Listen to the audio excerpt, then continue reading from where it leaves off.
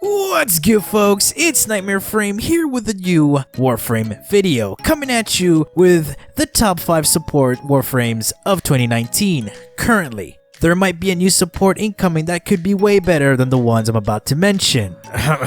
Wisp, be a support? Thanks in advance, DE. And when people watch this in the future and she isn't a support, well, y'all know I tried. Supports are crucial in most games. They help sustain the team and try to prevent allies from dying or taking too much damage. But then you enter a game and everyone goes DPS, and that's when I feel it coming. Oh, I can definitely feel it coming. Oh no, it's here. It's here. Should've picked Mercy, should've picked Danica support, ended up losing, and it's all your fault. You'll learn how this game works. Sorry, I should not have done that. Sorry once again, but I cannot control it sometimes. Moving on. For some people, this list may differ on who sits where in the ranks, but there'll always be a Timmy in the comment section. So, Timmy, you better calm down, don't foam in the mouth, thank you. My list is based on who I find efficient in supporting allies, and also bring a game-changing mechanic that makes them unique in their role. Alright, at number 5, Garuda. You be like, what? Yes, this girl is a healer. Well, technically, she's a DPS, tank, and support. She has the ability to heal allies, companions, sentinels, and even NPCs with the use of her blood altar, where she rams her talons up the enemy's bum and siphons HP from them. Its healing is affected by power, and radius by range, and how long it lasts is dependent on duration. She can have a maximum of 3 altars active in a session. She can scatter them around for you to heal from. It's a better heal than Nidus' Ravenous, as you can increase its range, while for Nidus' sake, it's a set range, and she can have 3 instances of the blood altar, while Nidus can only produce 1 Ravenous. She uses her abilities to synergize very well with her kit, as she needs to drain her health to gain energy, and the blood altar helps her heal up. She is more likely a female version of Nidus of some sorts. That means you would have to play around her to get the most out of her healing.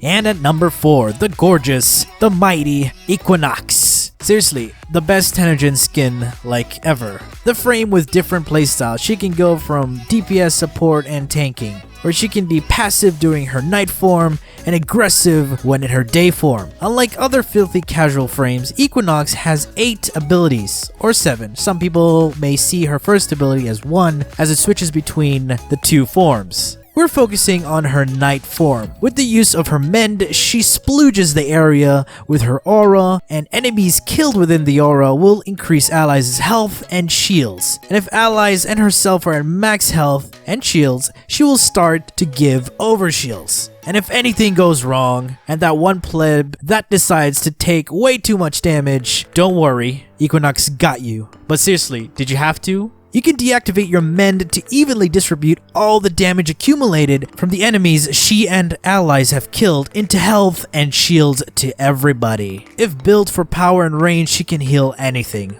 But unfortunately, people don't want her as a support and would rather have her as a DPS. Number 3, the edgy and selfish priest. Why was he ranked higher? It's because he is needed as a support way more than Equinox, and because of his amazing 4th ability, Covenant. What makes him selfish is that he needs to do the killing for you to heal. But the great thing about his healing, it's based off affinity range. So if you get yourself the Vazarin Focus School, you can dish out healing in a large radius. The thing with Harrow is that he is a very offensive support that may not cater to some people's playstyle, but for others who want to DPS and support, Harrow is perfect for those situations. And alongside healing, he can replenish energy. And with the recent Harrow buffs, he is way more efficient at doing that. The amount of energy he can give out is way more than you need. But of course, this means you need to be in range and he needs to do the killing. And what makes his support kit unique, other than he needs to do the killing, is the benefit of his Covenant. That makes the entire team invulnerable to damage. And once you've taken enough damage in this phase, you're rewarded with a flat 50% crit chance. Getting red crits on headshots never felt so satisfying. So good. This makes him one of the meta frames for Eidolon Hunts, the one skill that can completely negate lethal damage to the entire team and avoiding any form of status effects. Number 2. Oberyn, the Undying Goat. Just like Garuda, he is a support, tank, and a DPS. But what's really fun about Oberyn, he caters to people who love to be tanky, take damage, heal, and still do crap tons of damage. He's a frontline support. He can fill any role though, and he is the one frame that's slowly taking over Harrow's job in Eidolon hunts, because he does not need to kill enemies to heal. He has the ability to give the entire team status immunity as long as they're standing on his hallowed ground, and can grant the entire team additional armor. And lastly, if he's paired with the augment, he has the ability to deny the entire team a gruesome death. Knock knock, death? Hello? Listen, you're being evicted, pack your stuff and get. Phoenix Renewal can completely change the tides of a sticky situation. Okay, like any top 5 list, there will be that one that always sits above all and laughs at their minuscule existence. But before we get to the end of the list, here are some honorable mentions.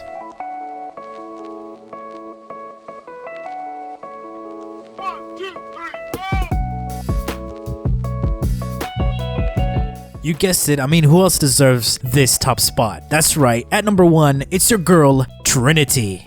As she gives the holy trinity of support traits, from energy regen, healing, and damage resistance. If you really want to do your best at keeping your team topped up and alive, then she's your girl. Having a trinity in your group trivializes most content because everyone will have unlimited energy and if built in a certain way, loads of overshields with the augment equipped. People would want her for one ability, either an EV, for Elite Sanctuary Onslaught, or a Bless for Eidolons. But just so you know, you can actually build her for all her abilities to work. And whenever you play Trinity outside of Eidolons, always go Vazarin. People will always be thankful to have a Trinity in the squad, but Trinity is significantly better in pre-made groups than in public ones. While doing actual difficult content in an organized party, she allows the group to have more efficient loadouts to deal with the specific content. Every frame is designed for various tasks, but she is specifically built to be your go-to support. Trinity is too good to pass up. If you enjoy the support role, you cannot go wrong